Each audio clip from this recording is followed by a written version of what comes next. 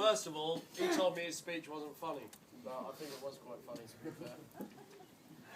I've got bullet points. I haven't written a whole speech because memories, you don't need to write down all the words. I'm going to start with how we met. That's all right with you. I knew you would. You knew I would, yeah, right. I knew you would. I was sitting down Shipfield one day, about 10 years ago, and I'd seen Liam about a few times, and I was sitting there with a girl talking. I can't remember what about, to be honest, but we were talking, and he came down in his BMX, and we'd seen each other a few times, and I went, "Hello, mate," and he went, "Hello, mate," straight into a wheelie bin over the house. And I went running over, I went, "Are you alright? Are you alright?" And after that, every weekend we're out in the beers together, and that's fate, wasn't it?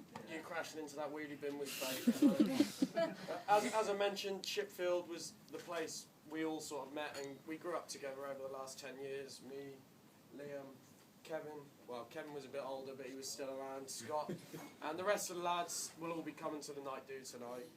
And they'll be the loud ones still on their own outside. You'll know who they are. But like I say, we went through all that stuff together. The teenage years, growing up together. We've had many highs, many lows. Both listened to a bit of James Blunt and shed a tear over the fields. Yeah, more highs than lows. That's the only low I can remember, to be honest. Can't remember that. Might have just been me crying. But no, with all the joking aside, though, this lad right here is my best mate, best lad I've ever met. Kelsey could not ask for a better husband. Sensible, got his head screwed on. Complete opposite to me, so why he hung about me for so many years, I won't know. But now, I love you, mate. And like, basically, I never thought any girl would be good enough for my best mate. But Kelsey's all you'll ever need, mate.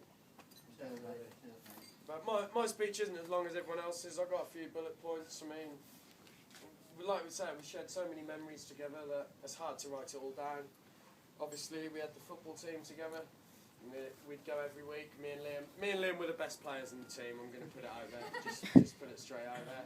And there'd be 1 week, I got 7 goals, he got 8, and I need one more than him next week. The next week it'd be the other way round, but we carried the team, didn't we, boy? We did, mate, we did. but that, I mean, football brought us, all sorts brought us together, drinking, sometimes underage, but mainly overage. Girls was, I'll be honest, Liam's always been down to earth, and he's not been sucked in to the girls as much as I was, maybe.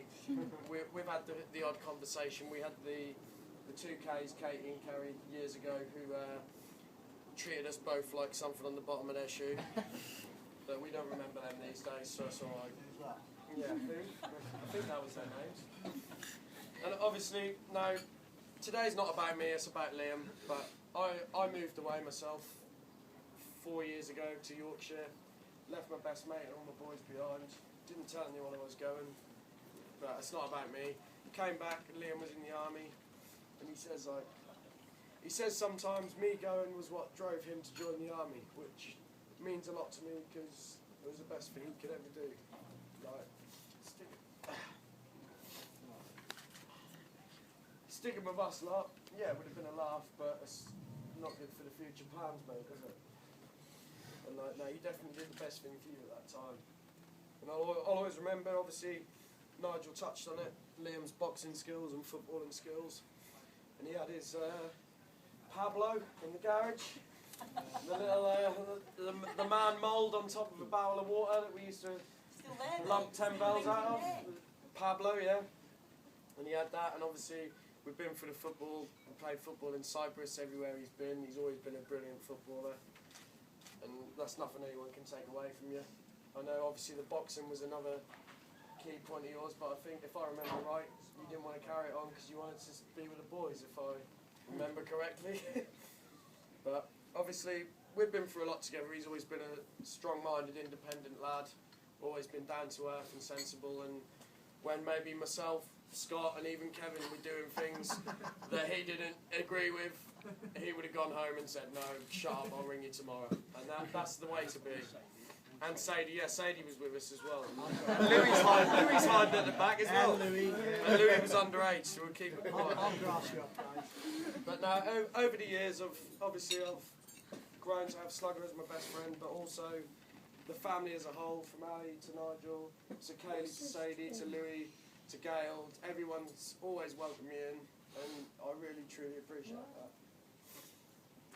And basically, there's not a lot more for me to say. I mean, we've been through it all, mate. Cruising around, 5 of us in your Polo, listening to the drum and bass, banging that out. We've done so much. The Duke of Norfolk, that pub was empty apart from us boys. It's closed down now, but it was empty every week, and there was about 15 of us, 15, 16-year-olds in there keeping it in business for a little while. That was where we all became really close. We had this one. We used to go out on the Friday night, and there'd be Woods. Yeah, come to mine. I'd get there, bottle of vodka each, bottle of boost each, pour half the boost out, bottle of vodka straight in, and that'd be us wandering around the streets with our vodka and Red Bull till the early hours, paying for it the next day, definitely. No, yeah, class act. But no. Wacky backy girls.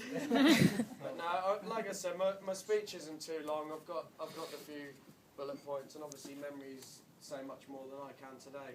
All I want to say is I'm proud of you, mate. It's an honour to be your best man. You've got a beautiful wife here with you, and I wish you all the best in the future, both of you. Cheers, bro. Can we all raise a glass to the pride of the room?